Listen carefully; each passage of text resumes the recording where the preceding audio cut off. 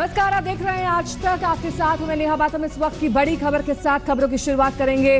पाकिस्तानी फौज भी थर्रा रही है भारतीय जाबाजों की कार्रवाई से। घुसपैठ और सीजफायर उल्लंघन की कार्रवाई में भारत की ओर से लगातार करारे जवाब दिए जा रहे हैं। इससे पाक आर्मी चीफ जनरल कमर बाजवा बुरी तरह से बौखला गए हैं। वो एक बार फिर एलओसी पहुंचे हैं और मुजफ्फराबाद सेक्टर का दौरा वहां पर उन्होंने किया। पाक आर्मी चीफ किसी तरह अपने सैनिकों को समझाने बुझाने में जुटे हैं, जिनकी हिम्मत भारतीय फौज के जवाबी हमलों से पूरी तरह जवाब दे चुकी है। भारत के खिलाफ पाकिस्तानी फौज की हर साजिश नाकाम हो रही है और इसे देखते हुए बाजवा पिछले 1 महीने में 3 बार एलओसी का दौरा कर चुके हैं। तस्वीरें आप देख सकते हैं किस तरह से 3 बार एलओसी का दौरा पाकिस्तानी आर्मी चीफ की ओर से। वहां पर सैनिकों को लगातार निर्देश दिए जा रहे हैं, क्योंकि जो बार बार सीमा पार उल्लंघन हो रहा है पाकिस्तान की ओर से, वो आखिरकार कैसे नाकाम हो रहा है, इस पर पूरी क्लास ली जा रही है पाकिस्तानी आर्मी चीफ की तरफ से। हमजा आमिर इस वक्त इस्लामाबाद से हमारे साथ जुड़ गए हैं। हमजा, ये बौखलाहट साफ दिख रही है पाकिस्तान की ओर से और आर्मी चीफ का दौरा भी यही दर्शा रहा है। देखिए, इसको बौखलाहट कहिए या कुछ और कहिए, लेकिन सच्चाई ये है कि इंडिया पाकिस्तान बॉर्डर्स दोनों जो हैं वो हाई टेंशन के ऊपर हैं। ऐसे टाइम में आर्मी चीफ का ये तीसरा विजिट है जो उन्होंने कश्मीर का लगाया है। इस दफ़ा वो मुजफ्फराबाद सेक्टर गए हैं, वहाँ पे जवानों से मिले हैं और उनसे ब्रीफिंग भी ली है। वहाँ पे जो काम हो रहा है उस पर, लाइन ऑफ कंट्रोल के ऊपर जो टेंशन्स हैं उसके ऊपर भी, और साथ साथ जो है ये भी स्टेटमेंट्स उनकी तरफ से आई हैं कि किसी तरह की एग्रेशन जो है अगर किसी भी साइड से होती है, जो उन्होंने कहा कि कोई भी बॉर्डर हो पाकिस्तान आर्मी उसके लिए तैयार बैठी है। तो आई थिंक ये जो है वो उसी हवाले से है कि लाइन ऑफ कंट्रोल के ऊपर इतनी टेंशन्स बढ़ चुकी हैं दोनों साइड से, इंडिया और पाकिस्तान की साइड के ऊपर खास तौर पे, कि आर्मी चीफ का ये तीसरा विजिट जो है ये बताता है इस बात को कि वो और बहुत क्रिटिकल हुई भी है पाकिस्तान के लिए इस वक्त। बहुत बहुत शुक्रिया हमजा इस तमाम जानकारी के लिए आपका। हमजा आमिर हमारे संवाददाता जुड़ रहे थे इस्लामाबाद से, जानकारी देते थे कि किस तरह से वहां पर पाकिस्तान आर्मी चीफ की ओर से लगातार एलओसी पर इंस्ट्रक्शंस दिए जा रहे हैं, निर्देश दिए जा रहे हैं पाकिस्तानी फौज को। और अब आपको दिखाते हैं किस तरह से पाकिस्तान में बैठे आतंक के आका और जमात उद दावा का नया चीफ अब्दुल रहमान मक्की नागिन से खौफजदा है। जी हाँ, नागिन के खौफ से बौखलाए मक्की ने पाकिस्तानी टीवी चैनलों पर ही हल्ला बोल दिया है। मक्की का यह कहना है कि पाकिस्तानी टीवी चैनल नागिन वाले भारतीय टीवी सीरियल दिखाते रहते हैं। मेरे मुल्क के 80-85 चैनल मुल्क के बेटों को बेटियों को हिंदू कल्चर, और कल्चर तो पीछे रह गया। अब तो एक कमबख्त नागिन नाम का ड्रामा आता है, उस नागिन ड्रामे में हिंदुओं का तजसीम का, तनासुब का, अवगौन का, जून बदलने का, इच्छाधारी ख्वाहिश के मुताबिक जिस्म इख्तियार करने का पूरा हिंदू अकीदा हर रोज पाकिस्तान के अंदर ड्रामों की शक्ल में। 3 बजी लड़की खड़ी थी, तालील हो के नागिन बन गई। चल, इस्लाम गया, कुरान गया, क़यामत का तसव्वुर गया। अल्लाह अकबर। अल्लाह ताला ने तुझे क्या क्या पढ़ाया, तेरे नबी ने तुझे क्या क्या सिखाया, सब का सब एक ड्रामे के अंदर अकायद का खल्त मल्त और तबाही। इसको पहले ये 11 बजे रात तक चलेगा, अगले दिन से इसका तकरार शुरू होगा और इसी तरह। अब हम कहां जाके कहें कि अल्लाह के वास्ते टीवी चैनल्स तुम आजादी कश्मीर को 3 से 5 मिनट दे दो। उन्होंने इतना खून दे दिया, कोई एंडोर्समेंट नहीं।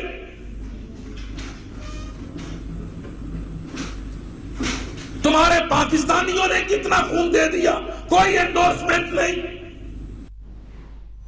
और अब आपको बताते हैं कि आखिरकार कौन है ये आतंकी मक्की। मक्की को जमात उद दावा का नया चीफ बनाया गया है। मक्की का पूरा नाम अब्दुल रहमान मक्की है। अमेरिका ने उस पर $20 लाख का इनाम रखा है। मक्की प्रतिबंधित आतंकी संगठन जमात उद दावा का सरगना हाफिज सईद का बहनोई है। मक्की ने पुणे की जर्मन बेकरी ब्लास्ट से 1 हफ्ते पहले पीओके के मुजफ्फराबाद में भारत के खिलाफ भड़काऊ भाषण भी दिया था, जिसमें पुणे में हमले का जिक्र भी किया गया था। उसके बाद ही पुणे की जर्मन बेकरी में धमाका हुआ। 13 फरवरी 2010 को हुए ब्लास्ट में 17 लोगों की जान गई थी और 58 लोग जख्मी हुए थे, जिसमें बड़ा हाथ मक्की का था।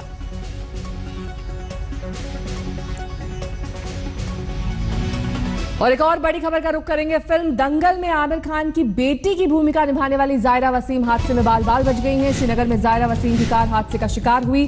कार सड़क से फिसलकर डल झील में जा गिरी। जिस वक्त यह हादसा हुआ उस वक्त जायरा वसीम अपने दोस्त के साथ कार में सवार थी। गनीमत ये रही कि इस हादसे में जायरा वसीम और उसका दोस्त दोनों बाल बाल बच गए हैं। स्थानीय लोगों ने दोनों को सुरक्षित झील से बाहर निकाल लिया।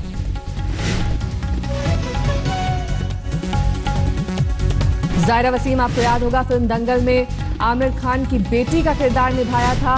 दंगल गर्ल के नाम से वो जानी जाती हैं और ये हादसा डल झील में हुआ जब उनकी कार फिसलकर डल झील में गिर गई। उसमें जायरा वसीम के साथ उनका एक दोस्त भी सवार था, लेकिन स्थानीय लोगों की मदद से उन्हें सुरक्षित बाहर निकाल लिया गया।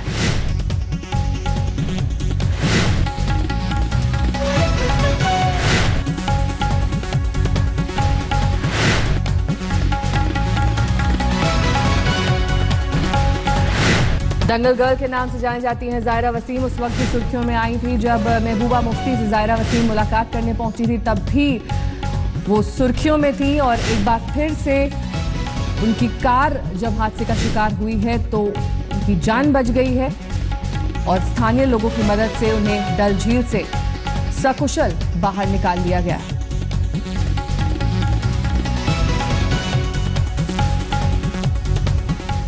आगे बढ़ेंगे, बात करेंगे किसान आंदोलन की आग से झुलसते मध्य प्रदेश की, जहां आज खुद मुख्यमंत्री शिवराज सिंह चौहान को उपवास पर बैठना पड़ा। इसके बावजूद किसानों का प्रदर्शन वहां पर जारी है। आपको बता दें कि किसानों के मुद्दे पर सियासत भी लगातार की जा रही है। भोपाल में आज कांग्रेस ने मंदसौर में फायरिंग से किसानों की मौत के मुद्दे को लेकर विरोध प्रदर्शन किया तो पुलिस वालों ने उन्हें खदेड़ा। विरोध की आंच आज दिल्ली में भी दिखाई दी, जहां लेफ्ट विंग के छात्र संगठन आइसा ने विरोध प्रदर्शन किया। 5 तस्वीरें किस तरह से दिल्ली तक पहुंच गई है मंदसौर की आग। मंदसौर में 6 किसानों के मारे जाने के बाद किसानों का विरोध प्रदर्शन मध्य प्रदेश के अलग अलग शहरों में जारी है। वहीं शिवराज सिंह चौहान आज अनशन पर बैठ गए। अनिश्चितकालीन उनका ये अनशन है, धरने पर बैठे हैं और उनकी यही मांग है कि किसान बातचीत के लिए आगे आएं। बातचीत संभव है और उसी से हल निकाला जा सकता है। किसान के मन में तकलीफ होना स्वाभाविक है। मैं किसान की तकलीफ को समझता हूँ और इसलिए बहनों और भाइयों, हमने सरकार कुछ फैसले किए।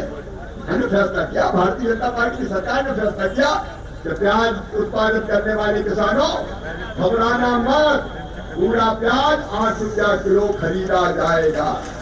65% से ज्यादा आबादी हमारी आज भी खेती पर निर्भर है। अगर प्रदेश को आगे बढ़ाना है तो बिना किसान के आगे बढ़ नहीं सकता। खेती लाभ का धंधा बने, इसके प्रयास किए गए। तो किसान क्या चाह रहे हैं, उनकी क्या मांगे हैं, उनकी क्या तकलीफें हैं, जानने की कोशिश की आज तक संवाददाता आनंद पटेल ने आज तक पंचायत में। भोपाल के दशहरा ग्राउंड में मुख्यमंत्री शिवराज सिंह चौहान अनशन पर बैठे हैं और किसानों से मिल रहे हैं। उन्होंने आह्वान किया था किसान संगठनों का कि वो यहाँ पे आएं और उनसे मुलाकात करें, जो भी मुद्दे हैं वो मिल बैठकर हल करेंगे। कई किसान संगठनों ने उनसे मुलाकात की है। ऐसे एक संगठन से बात कर लेते हैं जिन्होंने अभी अभी मुलाकात की। कैसी मुलाकात रही आपकी मुख्यमंत्री से? मुलाकात जरूर सार्थक रही है, लेकिन जब तक उसका क्रियान्वयन नहीं होता है तब तक हम संतुष्ट नहीं है। उसका क्रियान्वयन करें। जिन बिंदुओं पर हमने बात की है कि जो चीजों का समर्थन मूल्य डिक्लेयर है, उस समर्थन मूल्य पर फसलें खरीदने की जवाबदारी सरकार की है, राज्य सरकार की है और राज्य सरकार खरीदे। ठीक है। और जिनके समर्थन मूल्य जो अभी तक डिसाइड है, वो समर्थन मूल्यों से हम संतुष्ट नहीं है। गेहूं का समर्थन मूल्य यदि 1625 रुपए तय है, उस पर भी सरकार पूरा खरीद नहीं पा रही है, तो हम उस 1625 से संतुष्ट नहीं है। किसानों का क्या हाल है, उनसे पूछ लेते हैं वो कितने संतुष्ट हैं। आप लोग मिल के आए मुख्यमंत्री से, क्या आपकी मांग थी और क्या जवाब मिला मुख्यमंत्री से? देखिए, हमारी मांग ऐसी है कि कुछ मांगे इसमें ऐसी है, जैसे अगर हम एमएसपी की बात करें तो एमएसपी निर्धारित करने का काम केंद्र सरकार का है, राज्य सरकार का नहीं है ये अधिकार क्षेत्र। तो ये सीधा सीधा किसानों को बेवकूफ बना रहे हैं कि यहाँ पे बैठ के आपने किसानों से मांग पत्र ले लिए, लेकिन इसका निर्णय केंद्र करेगा, प्रदेश नहीं करेगा। किसी भी माल की एमएसपी निर्धारित करने का उसकी लागत सीएसीपी निकालती है। हमारे मुख्य आर्थिक सलाहकार जो देश के हैं अरविंद सुब्रमण्यम, उन्होंने इस साल के लिए 7,000 रुपए क्विंटल और तुअर का दिया था। सरकार ने 5,000 रुपए क्यों किया फिर उसको? आप बताइए। अगर मुख्य आर्थिक सलाहकार आप बताइए कि प्याज सरकार कह रही है कि प्याज 8 रुपए खरीद रही है प्याज, क्या 8 रुपए प्याज खरीद हो रही है? खरीदेंगे तो हम संतुष्ट हैं। खरीदेगी तो अभी खरीद हो रही है कि नहीं? अभी नहीं हो रही खरीद, कहाँ हो रही? नहीं सर।